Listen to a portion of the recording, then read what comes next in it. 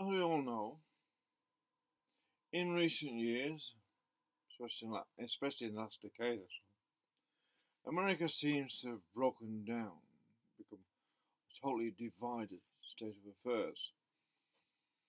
And it seems to be all revolving around materialism, where the idea of paternalism, the motherly love for her children, has been replaced by putting a price on her sex and then becoming basically a porn star for American men who seem to be craved to be able to tell their mates what exciting things they did to the women they've seduced without a conscience.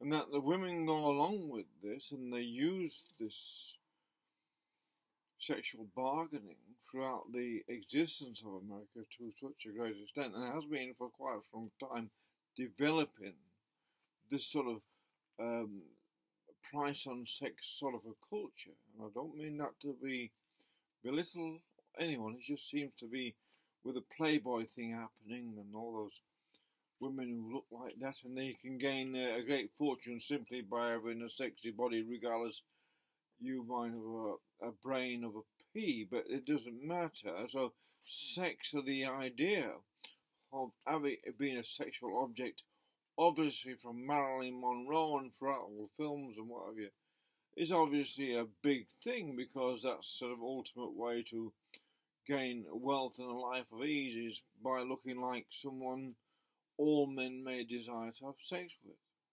Now that sort of as a standard, and then all women seem to need to follow this sort of standard. And what has happened through this is the whole idea of sex itself seems to have been cheapened to the state where now it's creating a sort of confusion and a backlash amongst American women in particular, and amongst men who do not know how to deal with it. Well, there is a very simple answer. It's not difficult. It's not a complicated problem here, other than an inability in America at the moment to have a common sense and logical discussion that rationally analyzes anything in any way that just makes basic common sense. Because it seems to me a lot of shrill people are saying a lot of hateful things, and they're mostly on the left. The left seems to be all about hate and pushing hate. It seems to be full of hateful, revengeful memes and thoughts and emotions. And you want to say, oh, the right is all full of hate. Well, I think it's on both sides. I don't know whether it's on right as so much as the left, but the left seems to be really want to look for people to pick a fight with over the most menial of subjects, instead of discussing intellectually and using philosophy to move this argument on, what's going on between the sexes especially, because that's the foundation of all cultures, to move this on to a more intelligent cerebral footing, if you like. It's very easy. It's very simple.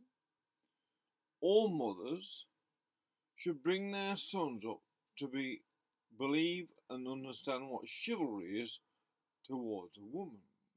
And all mothers have got a responsibility, whether they like it or not, to make sure their children are nurtured in nutrition and nurtured in how to treat girls gently.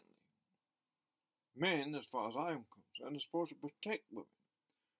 And of course, we all desire, the very fully heterosexual males, we all desire women. There's not much difference between men and all, regardless of all the men, we all desire to have sex with women, but the price on that, without a conscience, without considering a feeling of the woman, and the repercussions that has across society if millions and millions of women are affected by what I call poor sexual relationships or bad relationships that are sexual, that then leave a foul taste, to be frank, in a woman's mouth, because she becomes disgusted by the act itself. And that alone must cause a terrible amount of trauma, and no wonder so many women are then aborting so many babies, creating further trauma to their hearts and souls, because they are repulsed by the men they've made the baby with. And there's another point.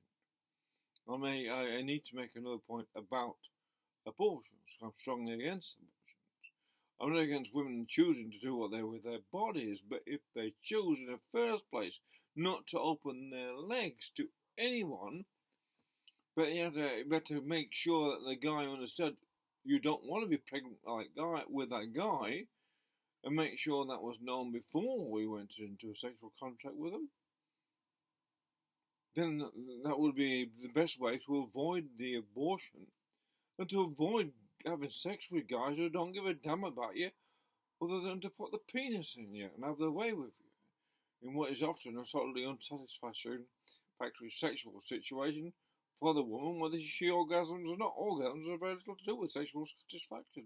That seems to have commodified orgasms and make that the material end of sex in America is to create an orgasm, when that is, yes, it's something that's a joy to have, but it's not the ultimately fulfilling sexual satisfaction for women or men. That's just a mechanical thing. That can be created and generated within sexual excitement. But by women, to avoid abortions even, by women creating a caring attitude in their sons, and this is all gets down to how women and mothers bring up their sons, how women are being treated. It's not a reflection on how fathers are, particularly, because women do the nurturing in the early age of the children, and when they get started to encourage the behaviour of children, instead of treating them like oranges or feeding them lots of sugar and idiotic TV shows or whatever from birth, actually instruct them into learning the basic wisdoms of life itself, then an awful lot of problems in America could have been avoided. And there's an awful lot of problems in America that could have been avoided simply by proper nurturing of mothers into sons. And it's not about sexism or anything like that. Women have ovaries, they have mammals, and they get pregnant. And all mammals have a female and a male. There's no getting away with it. And the mothers, all mammals, nurture the baby. It's just normal. It's not saying, oh, we're picking on women. No, it's perfectly normal. People can say what they like. I'm not being sexist. It's just perfectly normal. It's saying all men should go and work down the coal mine, or all men should be bricklayers, or something like that. It's just perfectly normal for men to do the heavy, hard work, lifting work, although some women do. It's normal to expect men to do the concreting and stuff like that, because men are built for it. That's what they're supposed to do. They're the hunter. That's what they're supposed to do. Hunt. Go and do something for a living. And they hang around moping like women. Well, this is very simple. The very simple fact is its behaviour in the last couple of generations, what's creating the result of that, the poor behaviour, last couple of generations, has now resulted in this repercussion of enmity towards society or towards ideas or towards males themselves, or if all white males are evil. That's a ridiculous thing to say. I mean, most white males are decent people. It's just that some give everyone a bad reputation, I suppose. That's with all races. But it gets back to chivalry. So this is some advice I've got to all women, if you got this far with this, is that if you meet a man and he wants sex with you straight away, so walk away. It's not going to work. If you give in to that when you've sold yourself cheaply, there's no doubt about that.